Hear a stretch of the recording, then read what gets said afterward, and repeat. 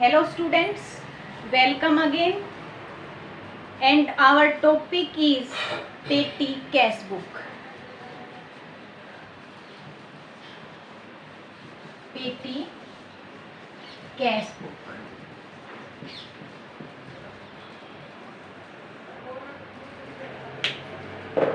We have already discussed about the single column cash book and double column cash book. Now the cash book is petty cash book.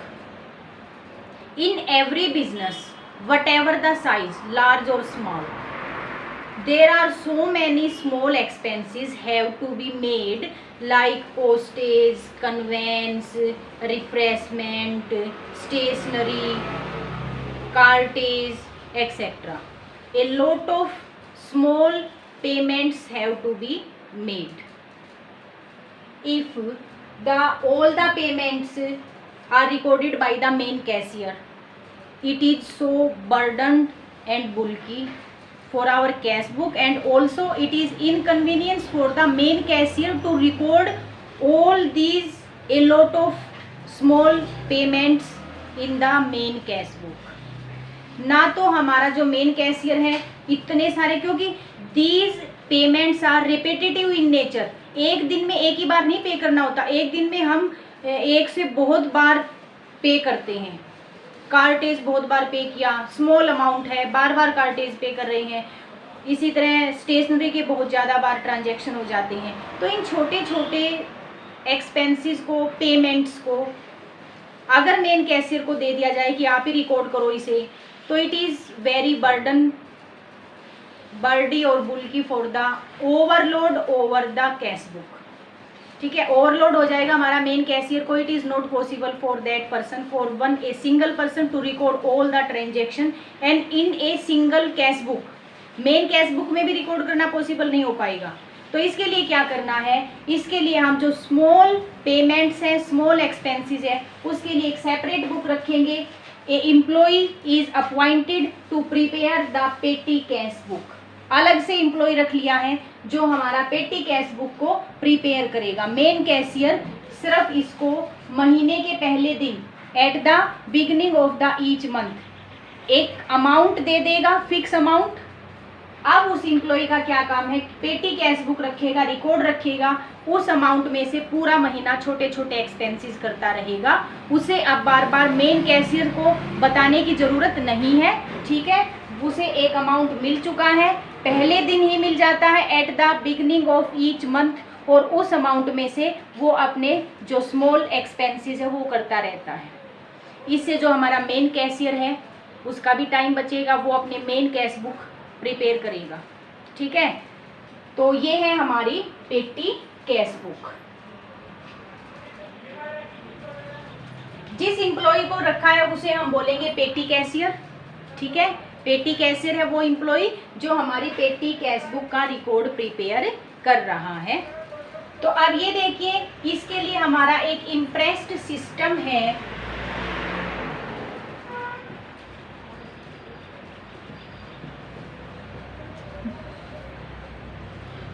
जो हम इसमें follow करेंगे। ठीक है, हमारा एक इम्प्रेस्ड सिस्टम ऑफ पेटी कैश बुक का है। इट इज़ वेरी इंपॉर्टेंट, कई बार एक नंबर का क्वेश्चन भी पूछ लिया जाता है, and very important to prepare the petty cash book. ठीक है, सबसे पहले हमें ये पता होना चाहिए कि पेटी कैश बुक में जो हमारा इम्प्रेस्ड सिस्टम है वो क्या है। Under this system the petty cashier is given a defined sum such as 10,000, 15,000, 5,000, 20,000। ठीक है, at the beginning of a certain period, और सर्टेन पीरियड होता है at the beginning of month. The petty cashier goes on the paying all petty expenses out of this amount.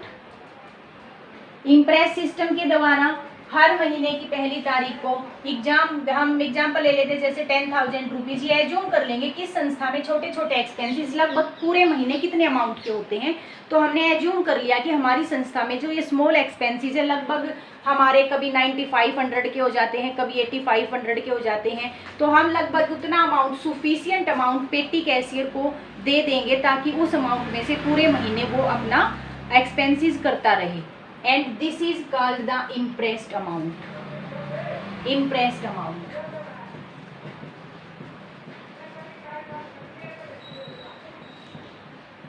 ये है हमारा impressed amount, जो petty cashier को महीने के पहले दिन ही मेन कैशियर द्वारा दे दिया जाता है, that is called the impressed amount. अब जो हमारा पेटी कैशियर है इस 10,000 को छोटे छोटे एक्सपेंसेस को पे करने में यूज करेगा। ठीक है, अब मान लो एक महीने पेटी कैशियर ने 9500 के पेमेंट कर दिए, अब पेटी कैशियर के पास कितना बचा बैलेंस, 500 बचा। नेक्स्ट मंथ मेन कैशियर 500 तो है ही, 9500 और दे देगा, क्योंकि उसे तो टोटल इम्प्रेस्ड अमाउंट पूरा करना है। ठीक है, कितने दे देगा, 9500, ताकि उसका इम्प्रेस्ड अमाउंट अगले महीने की पहली तारीख को भी उसे 10,000 करने हैं। तो ध्यान दें कि इम्प्रेस्ड अमाउंट जो हमें संस्था में निर्धारित कर दिया हर महीने की पहली तारीख को पेटी कैशियर को मिलेगा। अगर कुछ बैलेंस बचा है तो फिर उतना ही हम कम अमाउंट उसे दे देंगे। तो अगले महीने की पहली तारीख को 9500 हम उसे दे देंगे, 500 उसके पास है, टोटल कितने हो गए, 10,000। यही है हमारा इम्प्रेस्ड सिस्टम इन पेटी कैश बुक।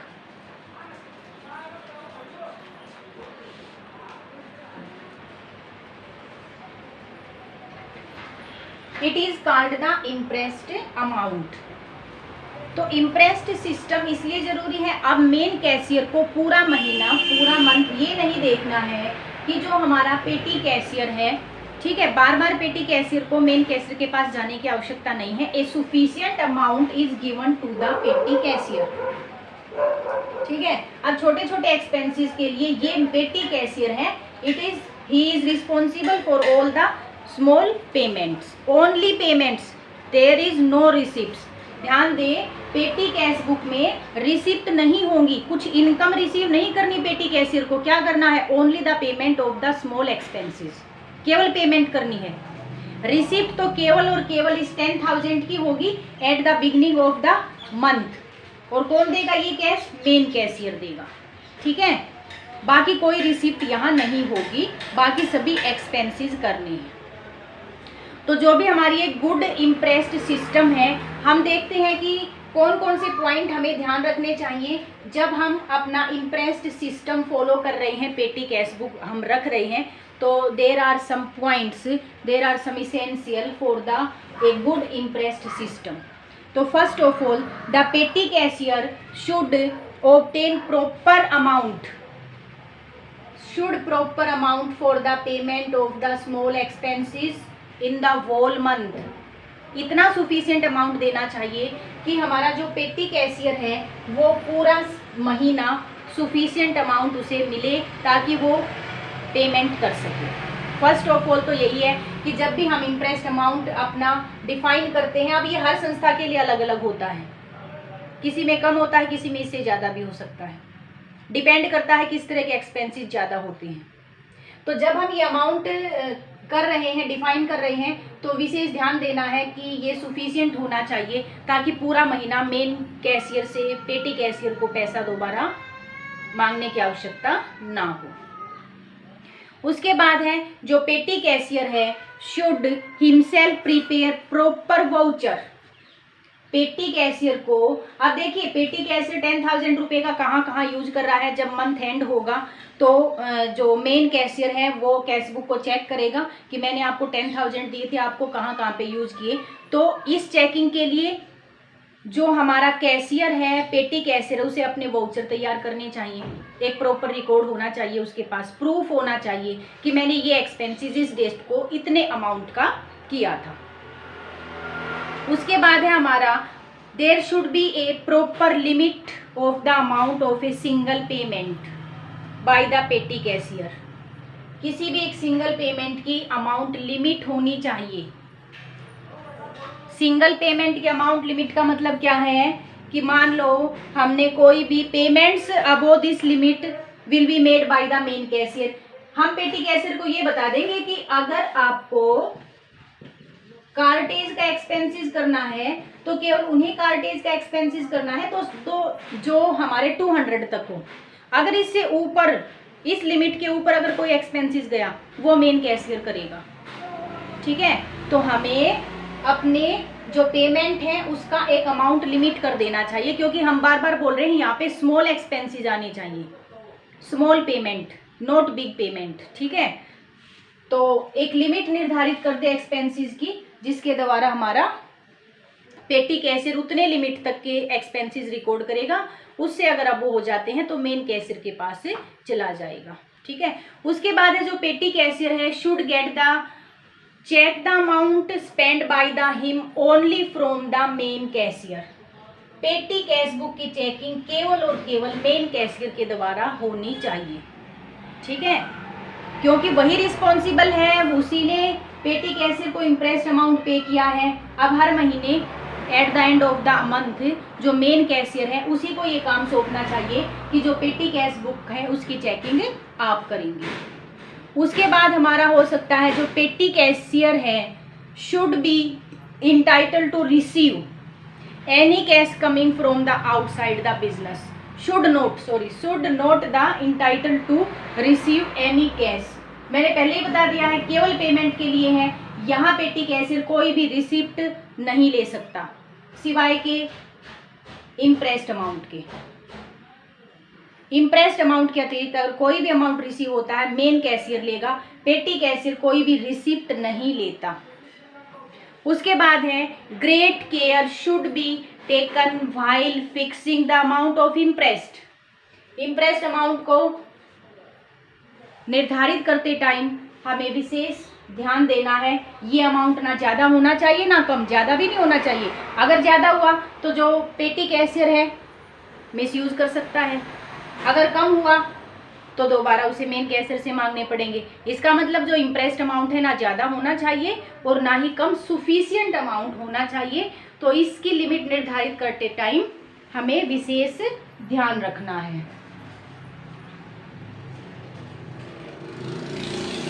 उसके बाद बेटा आपका आता है इसमें एडवांटेजेस और क्या क्या रहेंगी। ठीक है, वो थ्योरेटिकल पोर्शन है। इससे पहले हम एक बार करेंगे परफॉर्मा ऑफ पेटी कैश बुक।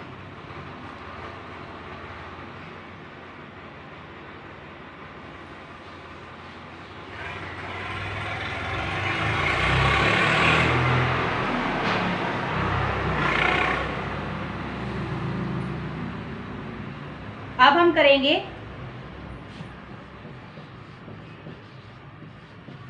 फॉर्म ऑफ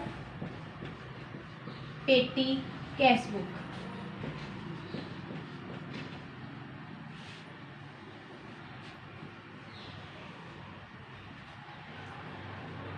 इसमें ध्यान दें जो पार्टिकुलर का अमाउंट है, डेट का अमाउंट है, ठीक है, वाउचर नंबर का अमाउंट है, सिर्फ एक ही रखेंगे।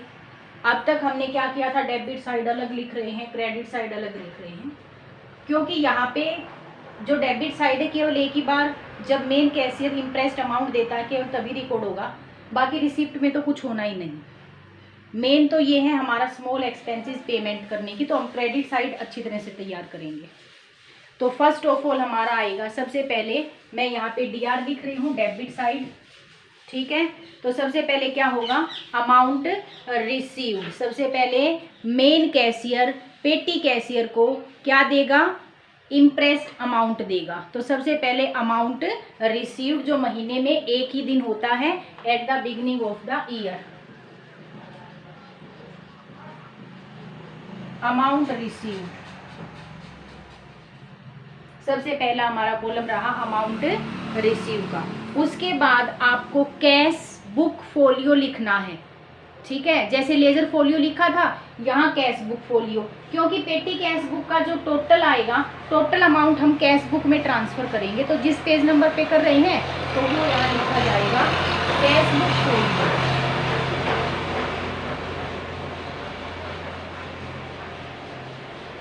Cash book folio. सेकंड जो कॉलम रहेगा हमारा क्या रहेगा, कैश बुक फोलियो। उसके बाद हमारा डेट का कॉलम रहेगा। डेबिट साइड और क्रेडिट साइड के लिए एक ही मैं बना रही हूँ, दोनों के लिए अलग अलग नहीं बनेगा। डेट का एक ही कॉलम है यहाँ पे दोनों साइड के लिए। डेट के बाद हमारा आता है पार्टिकुलर, और पार्टिकुलर भी दोनों साइड का।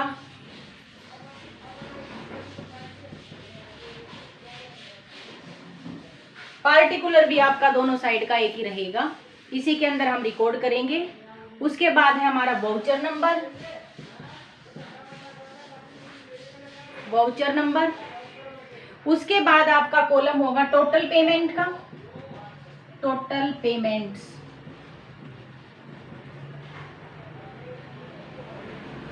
उतना ही स्पेस देना जिसमें अमाउंट हमारा सफिशिएंट आ जाए। यहाँ पे हम पेमेंट का टोटल करेंगे, क्यों? क्योंकि हमें ये पता है कि एक एक्सपेंसेस एक ही बार नहीं होता महीने में, एक एक्सपेंसेस रिपीटेटिवली बहुत बार हो जाता है।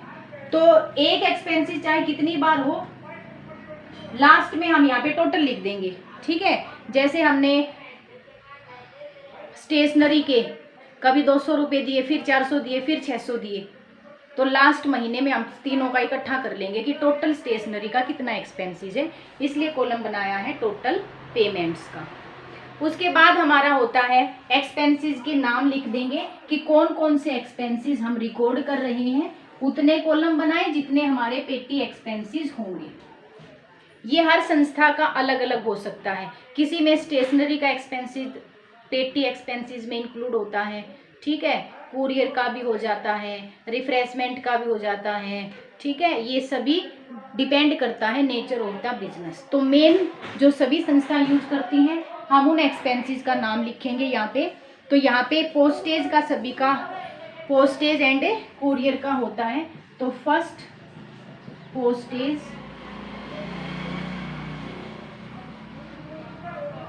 कुरियर। अब एक्सपेंसेस का नाम लिख रहे हैं, पेटी एक्सपेंसेस का। उसके बाद जो हमारा रहेगा वो रहेगा जो मेन है वेजेस। हो सकता है स्मॉल अमाउंट की हो, लिमिट निर्धारित कर देंगे वेजेस, ठीक है। कभी 100 रुपीज़ 200 रुपीज़ इस तरह का हमारा आ जाएगा। उसके बाद है आपका कन्वेंस, जो भी कन्वेंस चार्जेस हैं। उसके बाद है आपका कार्टेज, कार्टेज। उसके बाद है आपका स्टेशनरी,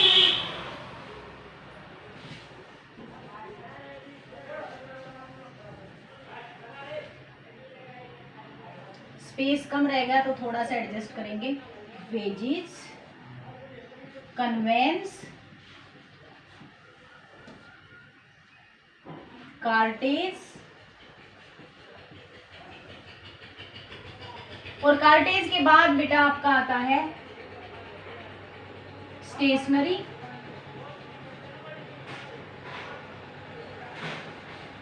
मेन एक्सपेंसेस हमने लिख दिए हैं, postage and courier, wages, conveyance, cartage, stationery.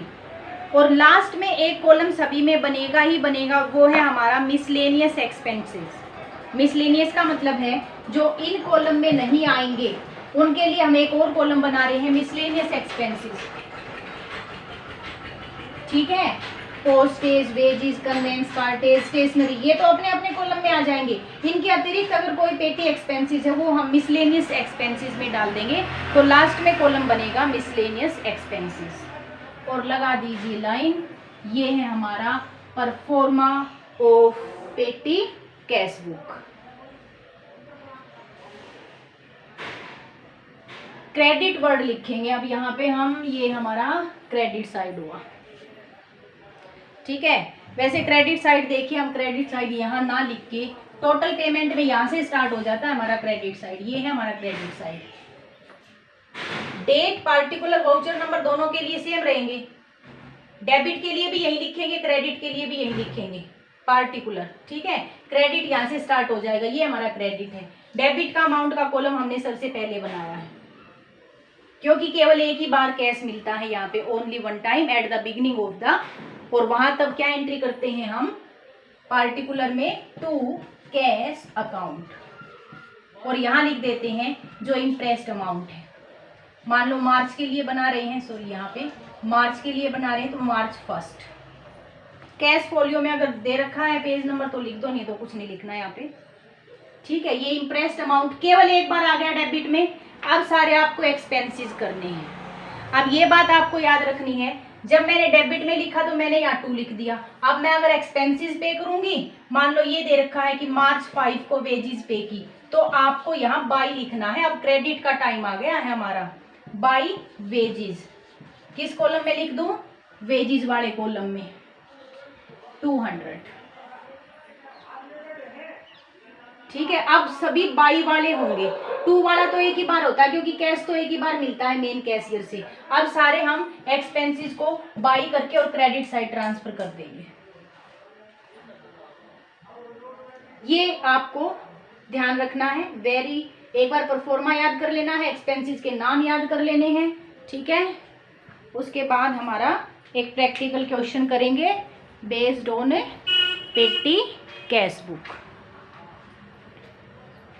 सिर्फ डेबिट साइड में एक ही बार अमाउंट आता है, बाकी सभी हमारा क्रेडिट साइड में आएगा। तो ध्यान रहे पार्टिकुलर के लिए हमें एक